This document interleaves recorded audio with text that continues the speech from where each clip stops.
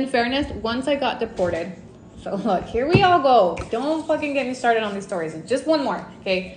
Once I got deported, fuck, here I fucking go. Last one, I swear to God, okay? No, nunca voy a salir de aquí with these questions. When I got picked up by ICE, I had full custody of my kids, okay? He did not have the only visitation rights that he had was with an agency because he had tested positive for cocaine, okay? So because of the order for supervised visits, he hadn't exercised any visits for a good 7 months, okay? So I'll call that entries in a second. So when I got deported, he hadn't had any contact with the kids, right? Or when ICE got me. So when I went to jail, my thinking was, you picked up by ICE? No, I meant ICE. Not ISIS, ICE, ICE. Immigration, customs, wait. Whatever the fuck it stands for. Anyway, so, where was I? This is why I can't read the questions, because I know what I mean. When I got picked up by ICE, I had to, okay, so when I was considering, like, do I sign, do I not? This was my logic. He has been MIA for 7 months. He has supervised visits due to drug use. I'm nursing our baby. There's no way in hell that a judge is not gonna let me take the kids with me, right? We had 2 kids at the time, 8 months old, and my son turned 2 when I was sitting in jail, okay? So I get deported. Well, no, before I get deported, once I'm in ICE custody, I get wind through my attorney and my family that he files for an emergency restraining order, for an emergency petition for custody of the kids and restraining order from them being removed from the state of Utah. Oh, when I tell you I lost my shit in jail that day, I couldn't believe it. I was like, how dare he? Like, he's been MIA, and keep in mind, up until that date, he had denied that he was the father of my youngest child. And he had refused to take a DNA test, but he was pleading to anybody that would listen. He had shunned her, pretty much, okay? He had shunned my baby. And he later admitted he did that just to spite me. And so once ICE picks me up, all of a sudden, he files to the court, oh yes, they're both my kids, and I need emergency custody because she's about to be deported, so the kids got to stay in the U.S., okay? And so I was like, this motherfucker. I was so mad. But I was like, there's no way the judge is going to give him the kids. There's no way the judge is not going to allow me to take the kids. She's nursing, right? And so an emergency hearing is held to determine what's going to happen with the kids. And I'm in jail during that hearing. Okay, so it wasn't a good. I didn't have a lot of grounds. The only thing that was against me was the fact that I was sitting in jail. Obviously, if I'm in jail, I can't have custody of my kids because what the fuck, you know. And he didn't have a very good shot because he was on supervised visits for cocaine use. So I was like, they're not gonna give him the kids. He hasn't seen it for 7 months and he's on fucking cocaine. You know, cocaine. Hello. So the judge decides, you don't get them and you don't get them. Your mom gets them temporarily. Okay. And so, which was not an entire loss, but not a win. It made me a little nervous. But to me at the moment, it meant, okay, it's because I'm in jail. That makes sense. But once I get out, they're going to let her come to me. For sure. For sure. For sure. For sure. For sure.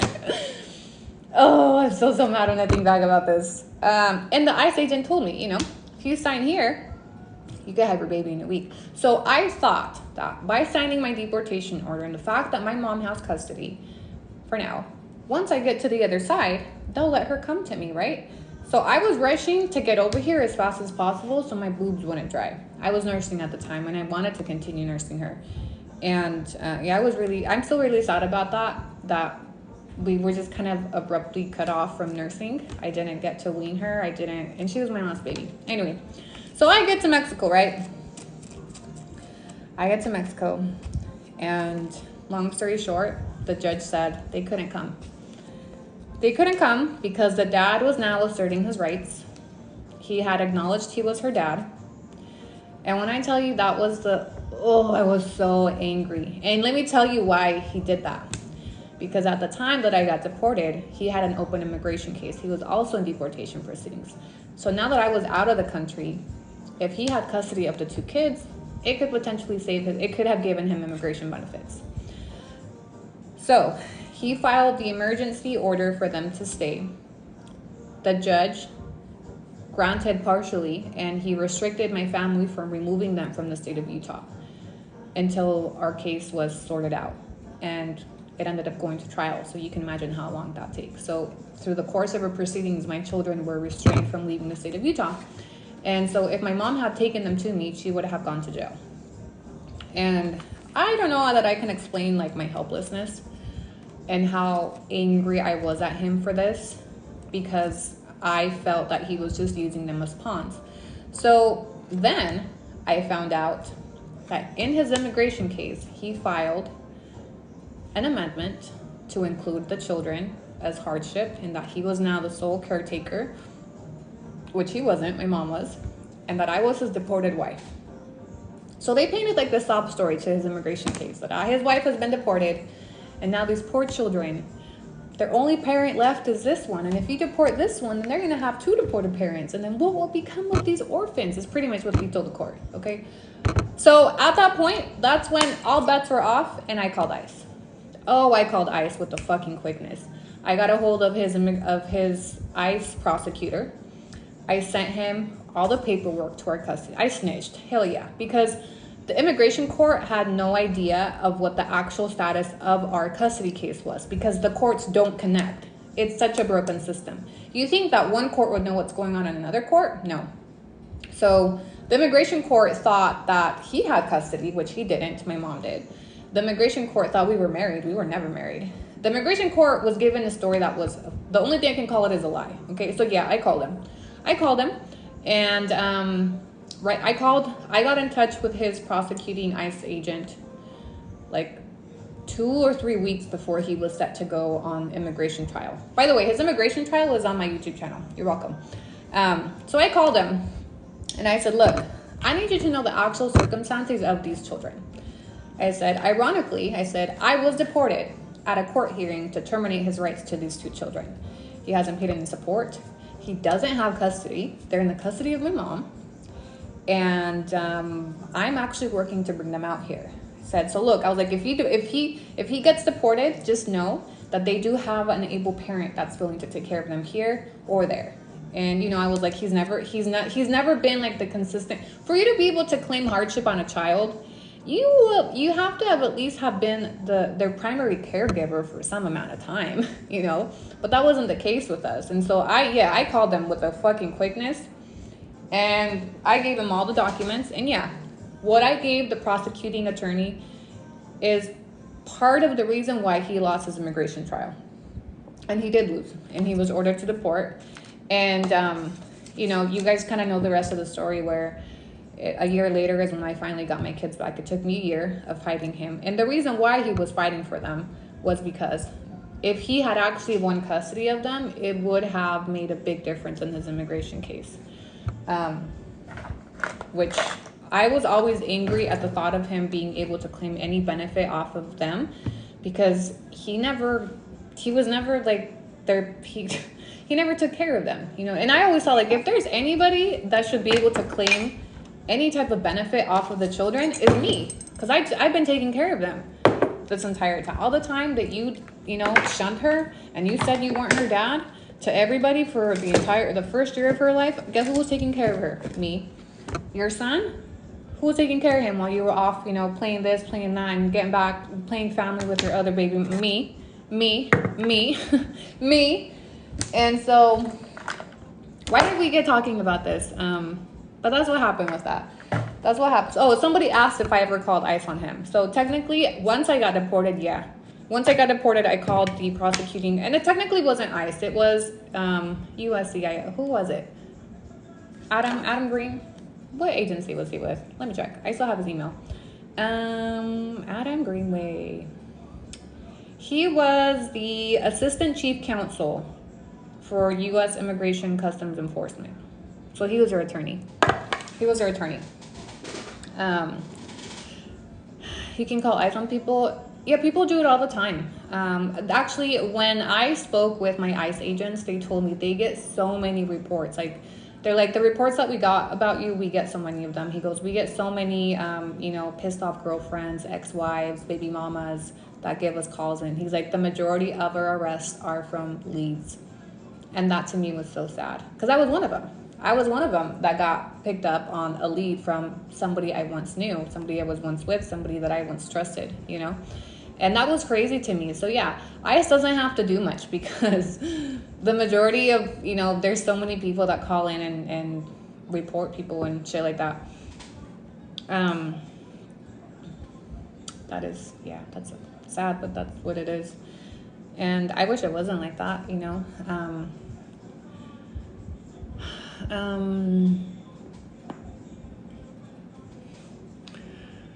How did your parents feel when you got deported? I mean, I'm sure my mom's heartbroken, All right, I'll give you guys a story of when I got deported, my hearing. So because I was a green card holder, I had to go in front of a judge for my green card status to be revoked. So although I signed a deportation order and I agreed to the deportation, they could not legally deport me without taking me in front of a judge. So a hearing was held. We all knew what was going to happen, because I had already told my mom I would be signing. And she was the one that told me, my mom told me I shouldn't sign. My mom told me that I should try to fight it.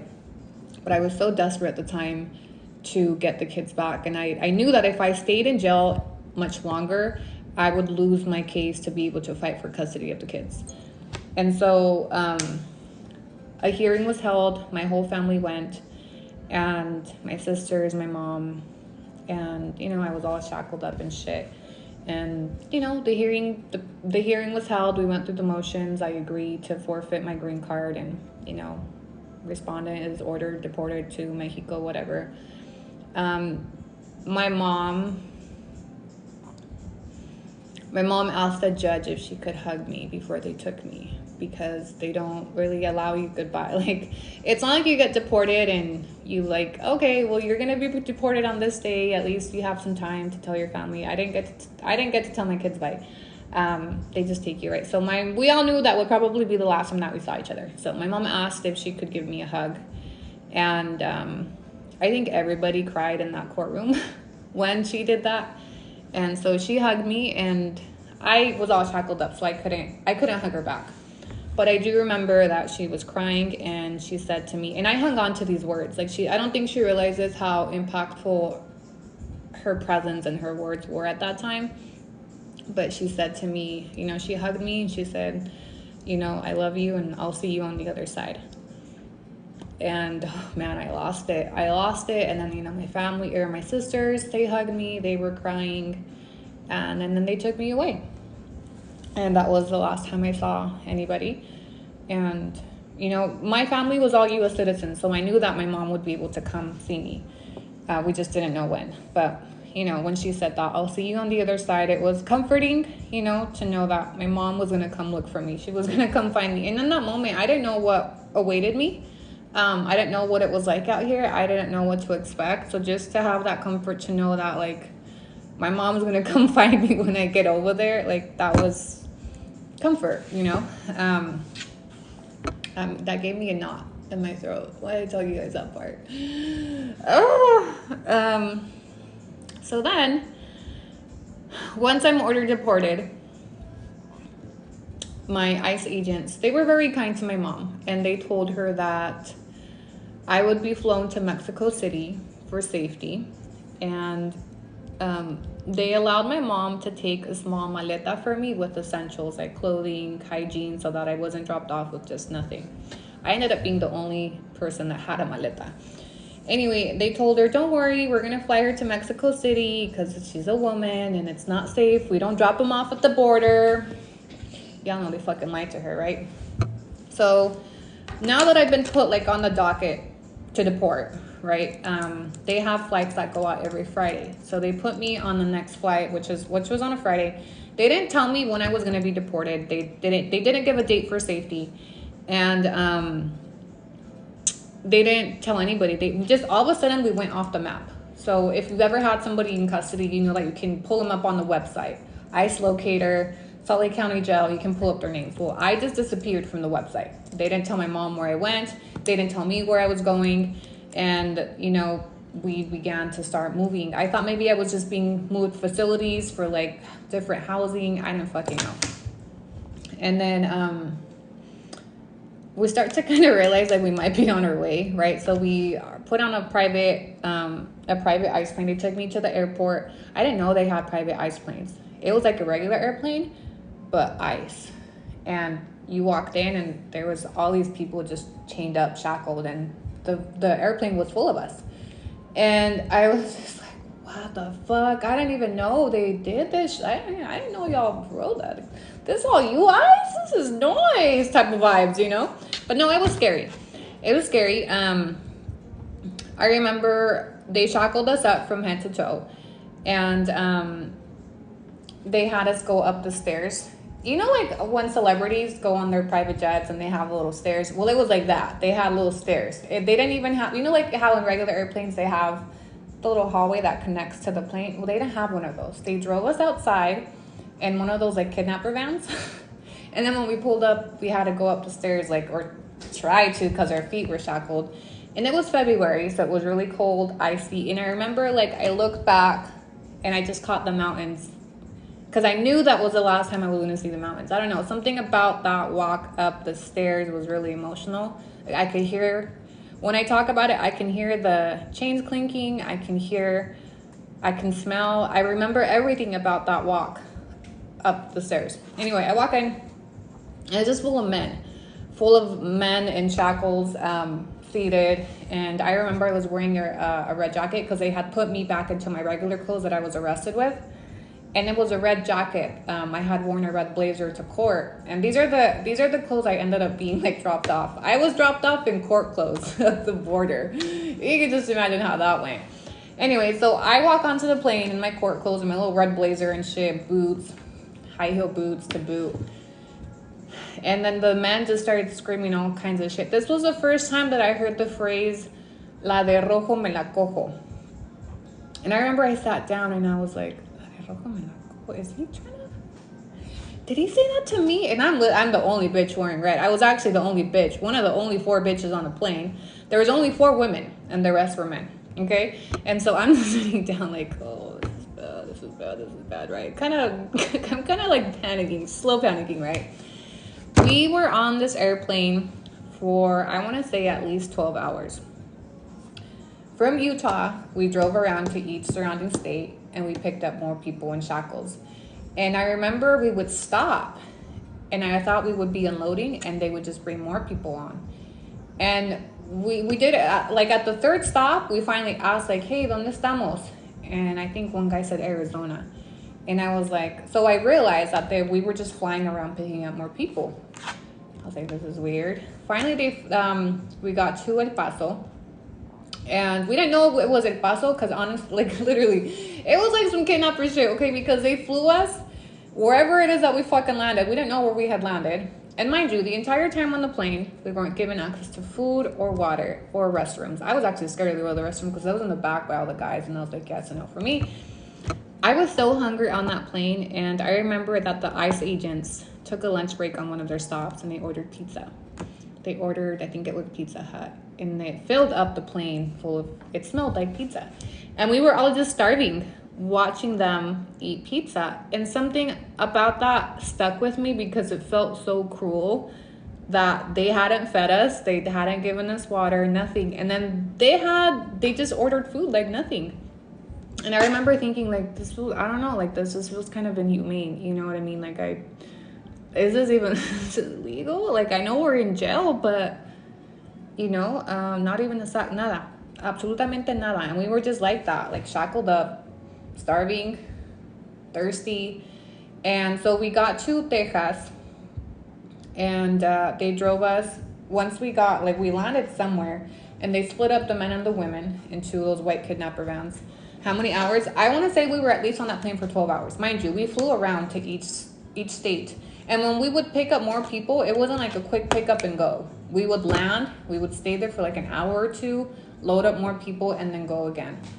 And we did that all day long. And the whole day we're just shackled. It was crazy. Anyway, Once we got to El Paso, they split up the women from the men, and that's when I kind of put two and two together. We're probably going to jail now, which is why they've sectioned us off into different groups.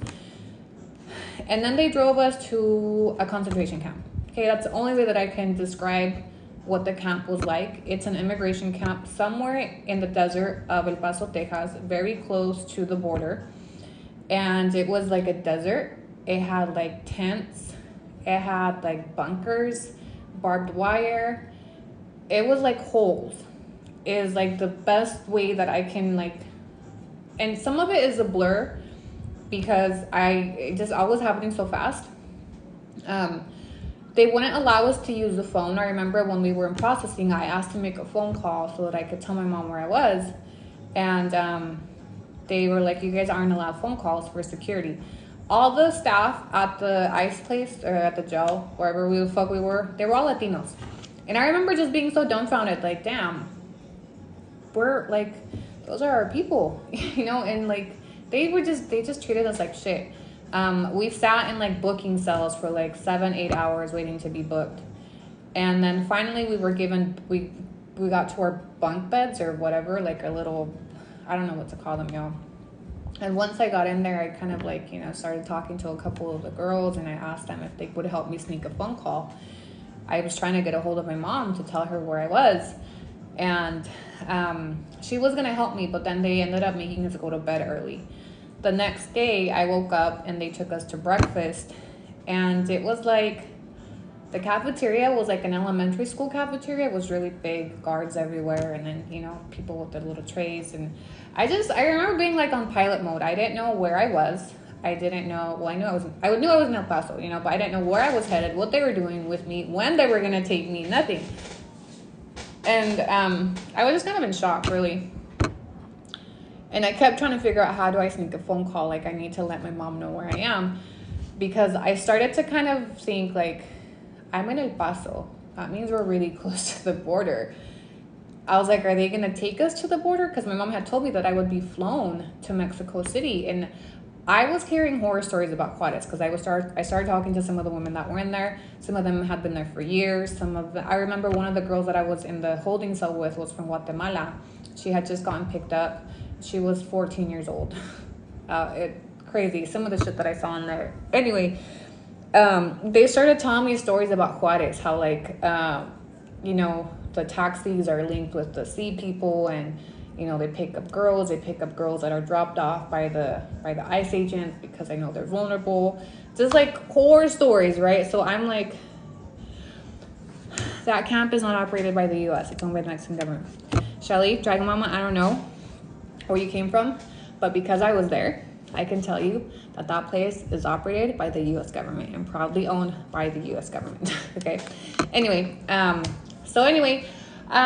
morning, I'm told they take me back to the booking and they tell me to change. And I was like, I'm being moved again. Okay, we're being moved again. But this time they put us on a bus. And that's when I knew, I was like, they're driving us to the border. They have to be driving us to the border. Why are we on this bus? It was a different type of bus. It wasn't like the kidnapper vans anymore. It was like one of those big school buses. It was like one of those big prison buses is what they were moving us in. And they had me change into my regular clothes. So that's when I knew, like, I think I'm going. Like, I think it's time to go. You know, I think we're going now. But they wouldn't tell us. And I think that was the scariest part, was just not being told where you were being taken to and when, and knowing that if they're really taking me there, my mom doesn't know. Nobody knows where I am. Nobody knows to pick me up. What the fuck am I going to do once I get to Juarez? That was the scariest part, feeling blind. Like you were just it felt like you were being kidnapped, legally kidnapped, just moved around. You were taken off the grid for your safety, so people don't try to break you out. Yeah, bullshit. Or for their safety. And we pulled up to the border. And we were like, okay, this is it. And so the process of crossing to me is always, okay, look, so they line us up, right? We're all in a line. I'm the only person with a maleta. Some people are literally there with whatever they were picked up with. Some people don't even have a fucking shirt, okay? Some people were picked up in their houses, in pajamas, at work, And that is all they have. They don't have phones. They don't have money. Nada. I had no idea what was in my maleta. I had no idea what was in there. Nothing. I had no idea. I didn't even know if my phone was in there. Nothing. Okay. So they line us up in a line, and how do I explain this? We're at the bridge, and this is like the crossing. You know, here's the line. This is Mexico, and there's people from the Mexican embassy right here, and then there's the ICE agents, and then they're processing each person crossing. Okay, so when I got up there, but before I got up there, I always remember this ICE agent because he was really kind to me. He was the only ICE agent that was nice to me. I never got his name, but I will always remember him. And he asked me, he was very surprised that I was there, because everybody else that was there was visibly Mexican, okay? And I was Americanized, okay? I just didn't fit. I didn't look like the typical deported Mexican that he was used to seeing every day. And I spoke really good English, etc. He asked me, like, what's your story? I quickly told him, and he was like, when you get over there, you should reach out to an attorney. He goes, I've seen attorneys work miracles in these cases. And he goes, I wish you the best. I don't know, something about the way he talked to me, the way that he looked at me, he told me, he gave me a little bit of hope before I crossed. And I think that's what made it so impressionable. That's why he became a core memory, is that he showed me compassion during a very vulnerable time while I was afraid, and he gave me hope while I was very, very afraid. He was the last ICE agent that I spoke to before I crossed over. And when I got to my turn to cross, they were having us write down our names on this piece of paper to document our crossing. And it was with pencil, okay? And this is when I panicked. Something about seeing our names written down in pencil made me panic, because I felt like my family doesn't know where I am. This is the only thing to document that I've crossed, and it's written in fucking pencil and on a piece of paper to boot. I don't know how long it will take for this paper to reach my family. And if something happens to me between that time, what if they never find me? I don't know. It sounds really crazy, but those are the things that ran through my mind as I was writing my name, my full legal, my 4, official Mexican names. And then they're like, okay, eres libre, you're free. And because I had been just shackled up for so long, I didn't know what to do. And I was with another girl, and I remember we just looked at each other and we started walking, right? We started walking the bridge, and I remember the smell, and I remember how loud it was, and I'm tugging my maleta in court clothes, mind you.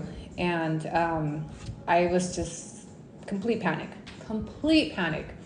There was a little office right at the end of the bridge that was like a migrant house, where they told us they'll help you get temporary ID, because most of us didn't have IDs. Most of them didn't have anything, literally nothing. No empty pockets, nada. Sweatpants. If you had a full outfit, you were lucky. If you were crossing with shoes and a shirt and pants, you were lucky. Me having a maleta made me stick out. It made me look. I didn't go there. It made me, you know what I mean? It made me stick out. So we went into the little office, and we locked ourselves in the bathroom. And I start opening my maleta to see what's in there.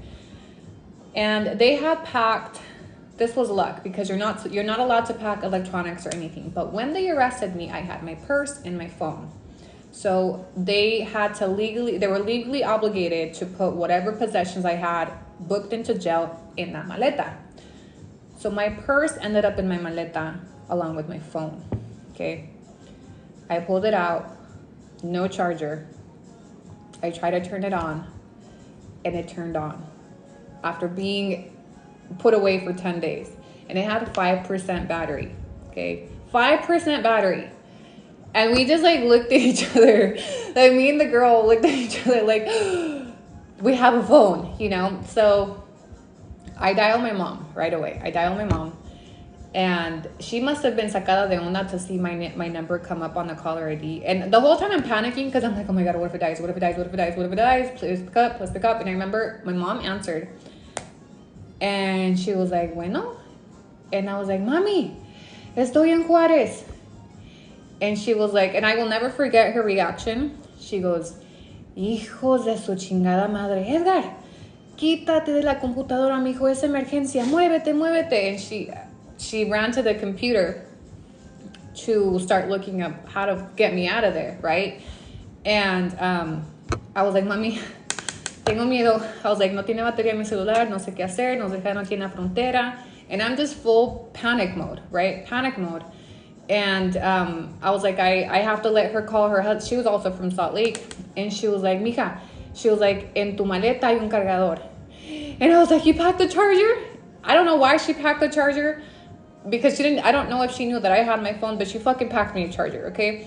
So we're like digging, like panicking, digging through the maleta for the charger so this phone doesn't die, and we find it. But the charger port, like to plug it in, was outside the bathroom. And so, you know, I told her where I was. I don't remember, like everything after that is kind of a blur. I just remember the initial parts of the conversation, and she told me, you know, that she was like, you need to get to the airport. And I was like, mommy, I'm scared to get into the taxis because the girls in jail said this, and that. And then the girl was also from Salt Lake, and she had a husband and kids. So I was like, mom, can you call her husband and tell her that she's with me?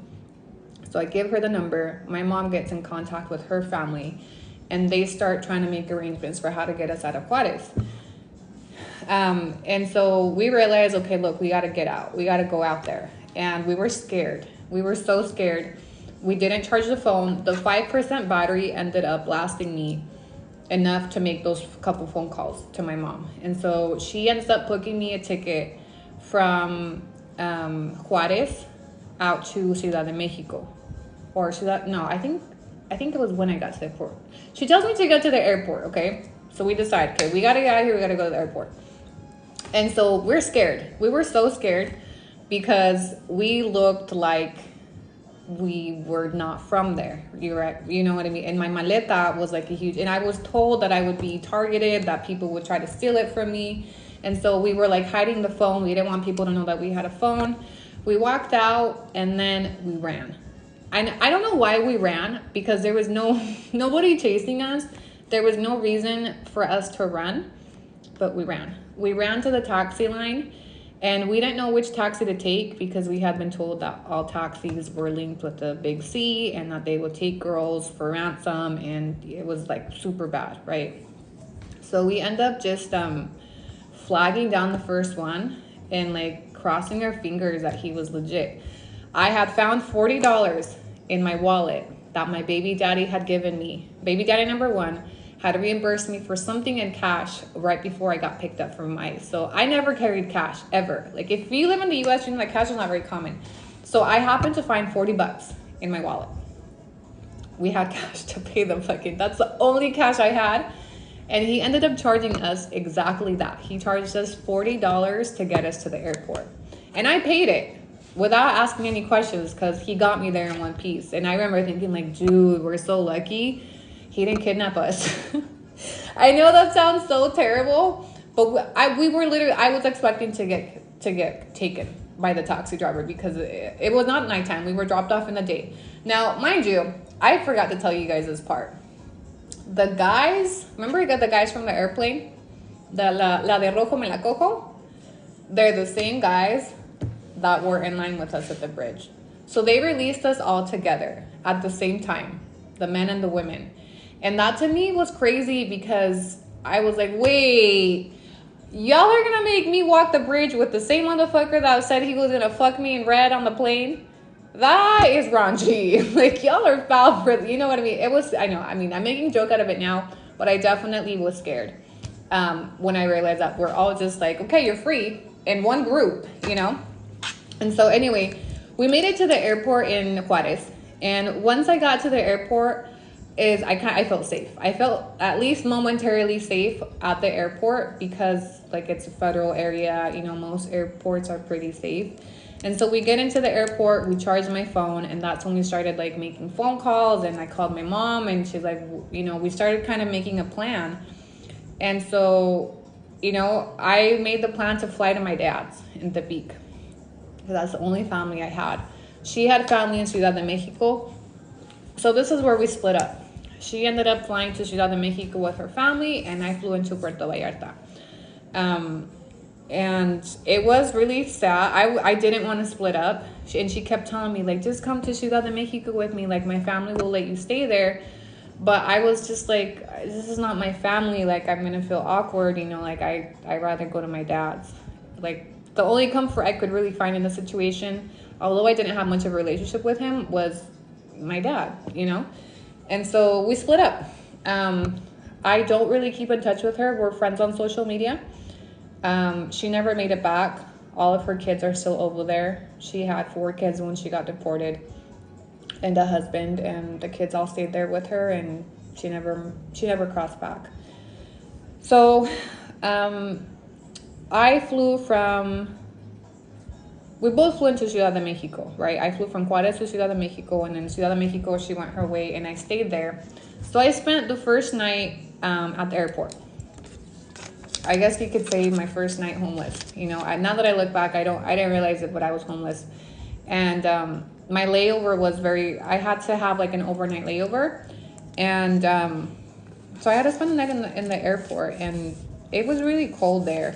And I remember like talking to my mom, and she was like, we should have gotten you a hotel that night. And I was like, don't worry, Mom, like it was worse in jail. Like, I'll be okay here, you know? And I was really just like shivering and crying that first night. Like, I think it started to hit me a little bit where I was, and like I didn't have anything. I was completely alone.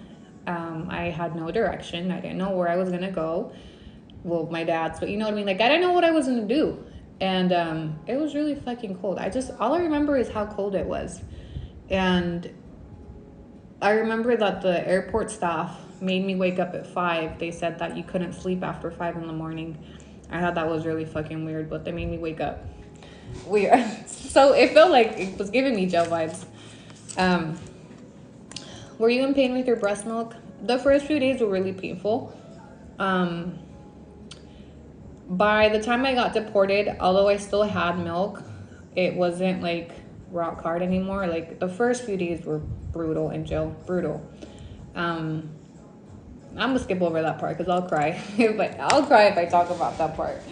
Anyway, so I spent the night in Ciudad de Mexico, and then I flew out to Puerto Vallarta. I was so exhausted by the time I got to Vallarta. My mom had my uncle's wife pick me up from the airport, and I remember, and I hadn't met her, so when I was walking, I remember when I got to Vallarta, it was such a daze. Like, 1, because I was tired, and 2, because I just remember seeing like so many tourists. You know, everybody was there on vacation, like, exciting, happy times. The Corona bar outside the Puerto Vallarta airport, all the fucking tour people trying to sell you packages, like beach time, palmas, you know, it had the vacation vibes. And then, but I was literally walking into like, I felt like I was walking into a black hole, but it was so conflicting because everybody around me was so happy and like excited and with family. And I literally was just like in pilot mode, like walking through the crowd. And I ended up walking past my aunt, and she like flagged me down. And I just remember like, I don't know. I was so cold with her. I was so disconnected from what was going on. She took me to my hotel. My sister rented me a hotel right down in Puerto Vallarta, where I was just supposed to spend the night to get some rest, because I had been shackled for like days and I was just so tired. So my mom, she's like, get a hotel, sleep, get some food, and then you can take the bus to the beach the next day. So my sister rented me this, you know, very cute little hotel, very central. And then when I got to the hotel, that was the first time I had been finally like alone and safe, you know, from jail cells to court. Like, it was the first time I was alone in a closed room, and I felt like I could kind of let my walls down a little bit, and it hit me. It fucking hit me in that hotel room. I talk about this in that YouTube video, where I was finally able to kind of feel what was happening, and I realized where I was, and that I was alone, and that I had lost my kids, and I had lost everything, and I don't know what the fuck I was gonna do. You know, I was like, I have no car, I have no job, I have no family, I don't have my kids. My baby is somewhere on the other side of the border calling for me, and I'm helpless, you know? And that was a rough night. I eventually went back. A couple of years ago, I made a YouTube video retracing my first steps, and you know, from the day I got deported, and I went back to that hotel room.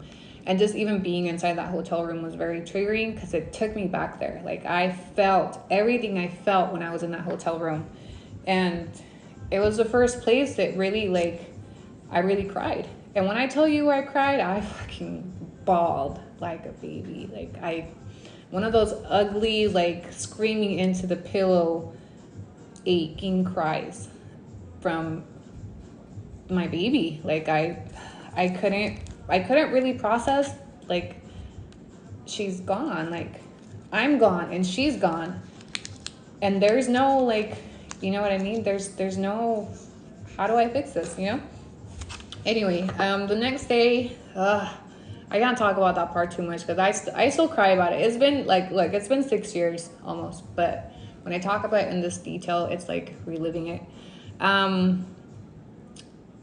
So the next day I woke up, I started walking around town, and my friend in Salt Lake had another friend in PV that had been deported like 5 years prior, and so she connected us. He started showing me around. He sat down to talk to me. Just finding someone that had already been through what I went through was like instant comfort. And so I ended up not going to my dad's. He helped me find a place to stay. He helped me start looking for employment. He helped me find other English speakers. I realized that there was other people like us that lived here. And, you know, it made me stay. And, you know, you guys, I've kind of talked about my journey here and why I chose PV and, you know, getting a job and all that shit. But that's the story. Why have we been doing this all day today, y'all? I realized that, like, I like telling these stories, but they're still very painful to tell, to remember, to relive, to voice, to articulate the pain that I was feeling, the helplessness. And regardless of your view on immigration, whose fault it was, you know, I was responsible. I committed crimes. Yes, you can say I deserved it, but it was still painful, you know? I was still painful. I was still going through, like, sentí que me habían arrancado. You know, like a flower. Like, imagine you pick a flower and you just toss it to the side. That's how I felt. I felt like they had just plucked all my roots and thrown me to the trash. And I felt like I was in a trash can. And not to say that Mexico's a trash can, but it felt dark. Like, I didn't know, I felt blind out here. I didn't understand pesos. I didn't understand the language completely. Like, there was a language barrier that existed. I didn't understand life out here. And it was frustrating trying to adapt to the way of life, to the language, to the customs, to people. It was just different. And I remember going through a lot of frustrated feelings. The first 4 months, I actually posted a screenshot a few days ago on my Instagram story of a message that I had sent one of my friends. And it was like 4 months after my deportation. And I was like, you know, I remember feeling this so vividly that the first 4 months, like, I was like conociendo, you know, going all over the place, going to the beach, going here, para arriba, para abajo, traveling, like in vacation mode. And then once it wore off, I was like, okay, I'm ready to go home. I'm ready to go home to my babies. Like, I'm ready, I'm done. And then I couldn't. And I realized that although this is home now, it doesn't feel like home. I still feel lost. I feel like I don't fit in. I feel like life is good. I had a good job. I had a car by then. I had decent income, but I was empty. I was like, I said something along the lines of, I feel like I'm missing my right hand because I can't be a mother out here. I didn't feel like I had direction. I didn't feel like there was a point to anything that I was doing without my kids. And man, that first year was just so messy. It was so hard to adapt. And a lot of times I think I forget how hard it was because of, how far I am now, and, things are good now. But fuck, man, that first year, whew, that first year was rough.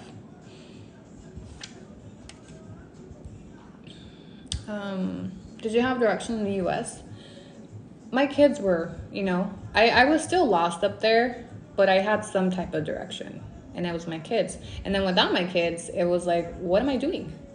What is look, once you're a mother, it's like, what is life without motherhood? And I felt like I had been stripped of my motherhood. My nursing baby had been taken from me.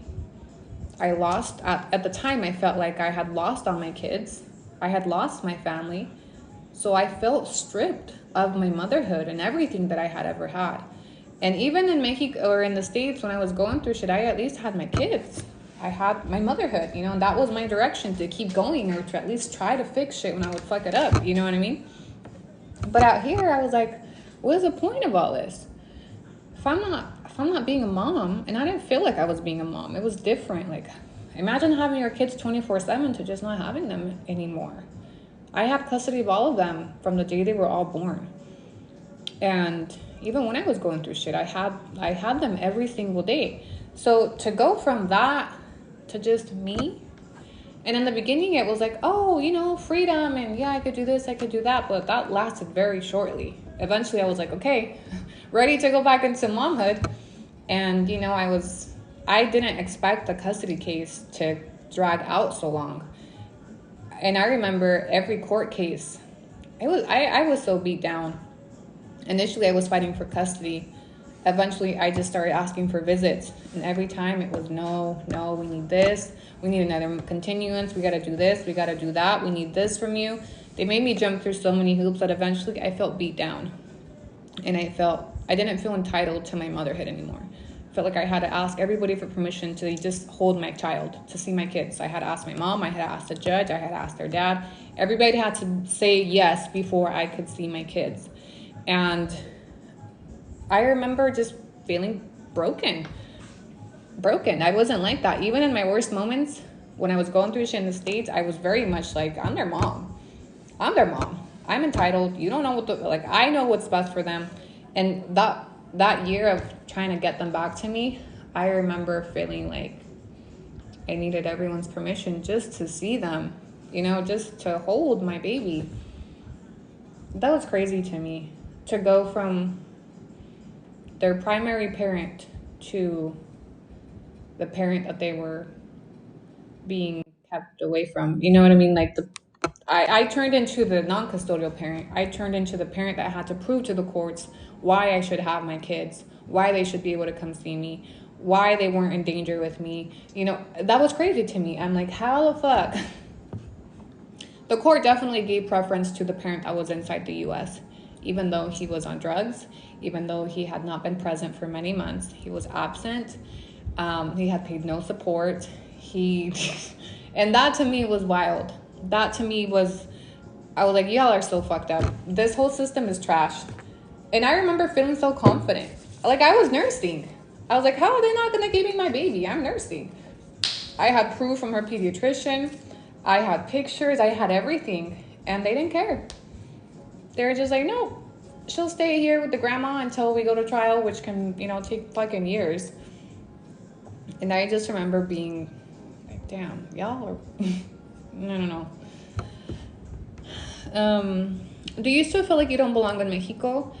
I don't feel as strong. I don't feel like I did in the beginning, but I definitely don't feel entirely accepted, because no somos de aquí ni somos de allá. You know what I mean? Like, we weren't accepted over there, and then we're not accepted over here because although we're Mexicans, not like natural born Mexicans, we're not Mexican enough because we weren't raised here. My Spanish is different. I look different. I dress different. I'll never really be considered a local. I mean, I was arguing in my comment section the other day that I'm actually a fucking local, technically speaking, but am I looked at as a local? Never will be. So yeah, I still have those feelings that you don't fit in. But I don't know. It's a little bit different than when I was home. I gotta catch up on these entries, y'all. Spend time isn't for. Have we really been here for 4 hours or for 4 hours for a whole hour? Will you be getting rosca de reyes? Yes. I think tomorrow I'll stop and get the rosca de reyes. The reyes, not me sound like a white girl. The reyes, to look for the little monitos. Even now, you aren't seen as a local. I'm pretty sure I'm not. In their defense, I frequently speak English, and I stopped trying to fit in. I think that's what it is. A long time ago, I made peace with it that I'm never going to be like culturally embraced because of the background, but I just stopped giving a fuck, you know. And so that might be part of the problem, that I don't try to fit in anymore. Like, it is what it is. People know I'm not from here. People know my story. Some of the neighbors follow my social media, etc. So I just got to a point where I'm never going to fit in, and that's fine. And that works for me. You know, my kids also know they're not going to, you know, my kids have spent more time, well, the babies have. Some of my kids have spent more time here than they have in the States, and they're still socially not accepted as locals by their kids at school. Their Spanish is perfect. They're still called gringos just because they've spent time in the U.S. Like, we Mexicans are really harsh. Like, we discriminate entirely against our own people. Like, just, if you've ever lived in the U.S., gringo. And shunned, expelled. Like, you're not one of us no more. That's the vibe that I get. Like, for my kids. My poncha llantas, girl. Y'all better not start calling me, you know, I realized what I did here. You know what? We're going to make a t-shirt. Serial tire slasher. Yeah, I have a shirt with that saying. Can't say this. Would you ever want to come back to the U.S.? Not to live. Like, maybe to, you know, I would love to visit, shit like that, but I don't see myself wanting to uproot us and start all over. You know what I mean? All right, y'all. I gotta wrap up because I gotta spin this wheel, and I gotta catch up on entries. I am gonna roll over to YouTube Live. So those of you that have joined the wheel and are waiting for spin time, head over to YouTube. Let me go ahead and start it up really quick. Why are you calling yourself Pocha Llantas? I didn't. Somebody else did. You can still join. It's going to take me a second to catch up on entries just because there was a bunch coming in while I was doing story time. How was trial having to do it in 2 countries? Oh, that's a great question. So we held a trial through Skype. I appeared through Skype. My parents, this is how fucking petty my mom is, okay? I love her. I realized I get my pettiness from her really quick. So the trial for custody was held through Skype. Obviously, I couldn't physically appear. So you know what my mom did? My mom took a whole ass TV. It was a 40-inch TV. They placed it where I would be sitting, and they connected the computer to it. So you had my big ass, like, when I tell you I was in the courtroom, I was in the fucking courtroom, okay? Thanks to my mama. Yeah, she really only needed to take a laptop, but no. She pulled up with a whole TV to the courtroom. And, you know, they were all there. Walter, his mama, Michelle, Sabrina, and like, you can't get rid of me, bitch. You can't get rid of me. Yeah, that was my mom. My mom really held me down. Imagine my mom, you know, well, my mom wasn't carrying it. You know, she had somebody help her with it. But she had to go through security with it. And if you've been to a courthouse, you know, you got to go through the metal detectors. I always wonder, like, I wonder what she told the security guards. Like, I'm bringing this TV. This is my daughter. Excuse me, sir. Yeah, I got to get my daughter through the metal detector. How did your mom not get deported? She's a citizen. She's a citizen. She was like, no, y'all going to see my baby one way. She really was. I didn't realize it until my sister texted to me. Like, I couldn't see the TV, right? Because I was on the TV. And my sister sent me a picture. She was like, bitch, not you on a whole fucking widescreen up in the court. And so I appeared through, you know, Skype, and I was cross-examined by both attorneys through the fucking TV, and it was like I was there, but it wasn't, you know. Yeah, I kind of wish I would have. I kind of wish I would have been there, but you know what? So the trial, I actually lost it. The reason why I lost the trial that day. It was not a good trial. I lost the trial. And look, this is a deep story time, and I gotta spin. That day, we ended up having to hand my kids over to him, and that was a big hit for my family, like big loss. Yeah, that's a heavy story. I gotta say for another day. Remind me tomorrow when we jump back on live. I'll tell you guys a story of how we lost the trial, the things that led up, and because that's a heavy part of the story that I can't tell in 2 seconds because I got to spin this wheel. Hold on, let me load up the wheel. All right, let's roll over to YouTube. Can you do a live special for your story? I'll have to schedule something. The thing is, there's so many components to my story. I've just been giving it to you guys in little pieces. You know what I mean? Emotionally, it's hard to sometimes, this shit puts me back. I know it's we're laughing through some of it, this and that, but when I do this type of content, once I jump off live, it does me agüita un poco, you know. It takes me a little bit to recoup emotionally from these types of sessions because it's digging into all the old shit. All right, so let me get YouTube up and going. If you want to join us for the spin, you can find my YouTube channel linked through the link in my TikTok. The website link will link you directly. Yeah, it takes me back. So those of you asking about the wheel, you can get all information through my Instagram or just roll over to YouTube and I'll break it down really quick. I can't really do that here because TikTok guidelines and stuff. And I did already announce spin time for 10:30. But I do these wheels usually twice a week. And you can get all the information on my Instagram.